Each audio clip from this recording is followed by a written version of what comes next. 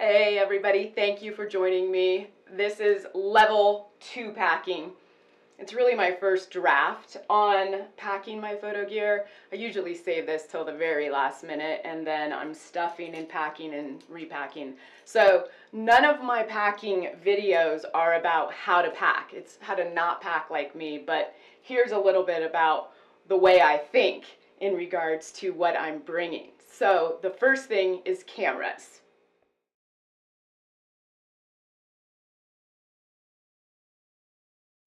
Many of you know I'm a Nikon user, diehard.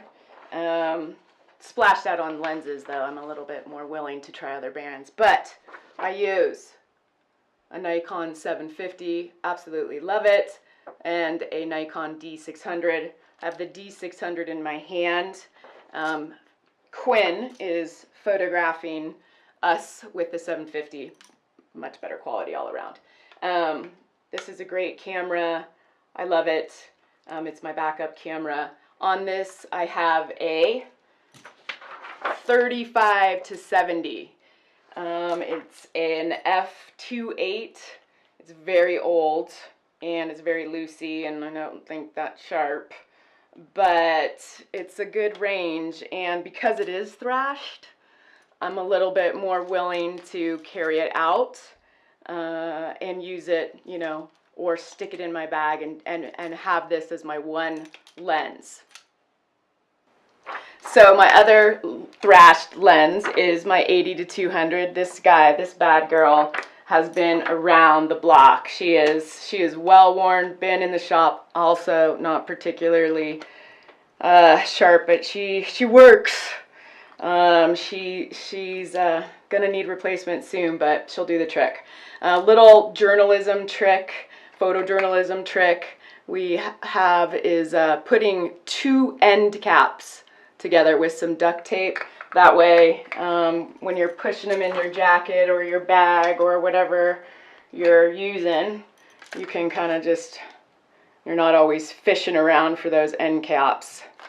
But this is an awesome trick. Can't remember who taught it to me, but photojournalism days.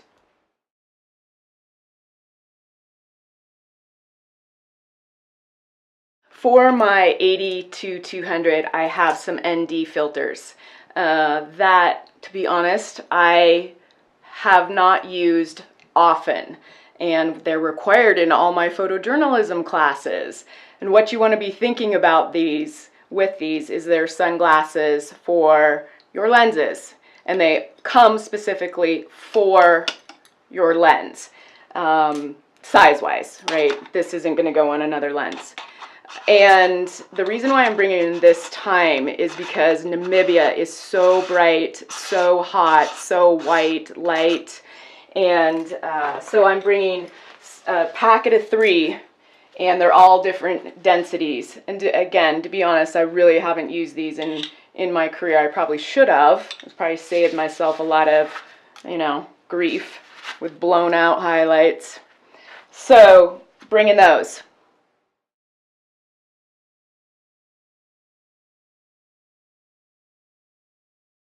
And I always make sure I never leave home without this, my manual. And even though it's just for the 750, it's, you know, the 600's always the same. And I use it often when things start to go awry, which they do. I will say I've had some challenges with the 750. Maybe some of you guys know about them. I think I'll put it in, get it fixed when I get back.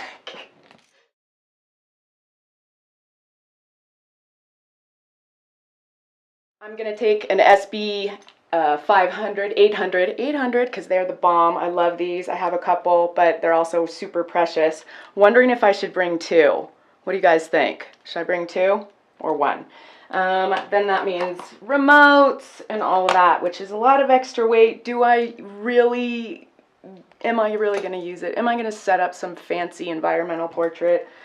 I think I could probably get something decent with 1 SB 800, this, reflectors. My brilliant husband, who knows everything about lighting, can set me up, I'm sure. So yes, the big question, SB 800, do I bring 1 or 2? I think I know the answer. Then mics. So as I showed you earlier, I have this, I showed you in the live preview. I have this thing, mic, which is for people who work at desks and do presentations like this. You can use it on your phone. It has a lot of distance. I do like that.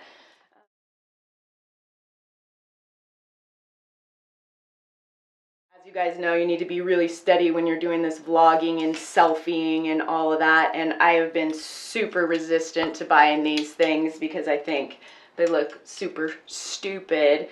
But I understand their purpose and all of that. So I got this jinky one at Target, but it works. And I'll probably use it, but I'll probably also leave it in Africa. I'd like to invest in something else. I did invest and try out this little gadget, and anybody got some tips on this, this will be great. It's a smoothie, but Patrick and I have never really been able to get it to work right. I'm sure there's tons of videos on it. I've watched some, I just haven't gotten it right. The best thing that I bought for this trip is the Gobi tripod, which Quinn is using right now, and I'll send a picture of it. It's one of the short ones. And actually, it's awesome because you can kind of wrap the legs around, and I'll take a picture of that, and use it as a human, help your human tripod. And that is my best find. I also have a Shure mic that at the time came with the camera, which was awesome.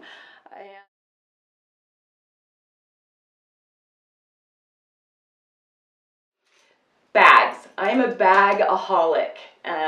For purses, for camera bags, for any kind of bags. I love to put bags in bags, but there's never a perfect bag. But it's pretty close is this Low Pro. This is what I travel with. This is what all of that is gonna fit in here with, along with a computer, 17-inch, a hard drive, and probably jewelry. I usually put my jewelry in here. And it has wheels. It has backpack stuff. It weighs a ton, but it's very solid. You know, it can handle the four-wheel in it. The one thing that has been happening to me lately is that on domestic flights, this is too big to fit in the carry-on. So I've had to stuff it under my feet, which is fine, but they do the check your bag at the, door type of thing, which I would never do. So be careful when you guys are buying that. So this is the transport bag. This is the bag that I keep stuff that I'm not using all the time. Now my dilemma is, I'm debating whether to take this bag also. I can't remember if I did. I think I usually do because it's small. I can put a couple different lenses in it. The great thing about this bag, also Low Pro, it has the zipper on the back. So when you're riding on, public transportation or whatever, people can't get into your bag. Obviously not putting anything important in here, but it's light enough and it fits a water bottle, because I'm definitely not going to be carrying this other Low Pro around.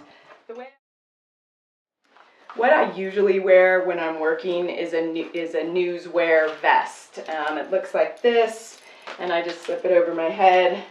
Sometimes when I'm getting out of the back of my car and I put it over like that, people think I'm some kind of bomber, or SWAT person. But it's great. I can fit everything in here, literally, plus more. And what I love about it is that all the weight is distributed evenly. And, I can sit, I can move. This is really great for being active. And I feel a little bit more low-key when I'm wearing this, whereas camera bags and vests and all that can be a little bit distracting for your subject and for yourself. And I have forgotten bags in corners where I thought they would be safe. And they were safe because I forgot to pick it back up. So I like having everything on me. I've got some really secure pockets and, nothing for people to get into the back with. This is great. So that wraps up what I think I'm starting to bring. This is the first draft of this. I'll probably be cutting down. I'll show you some pictures. Haven't even done the level 1. That turned into a disaster after we filmed. But thank you for joining me. I'll be talking more about gear all the way through the series, and hopefully it all makes it, even the thrash stuff. Thanks, guys.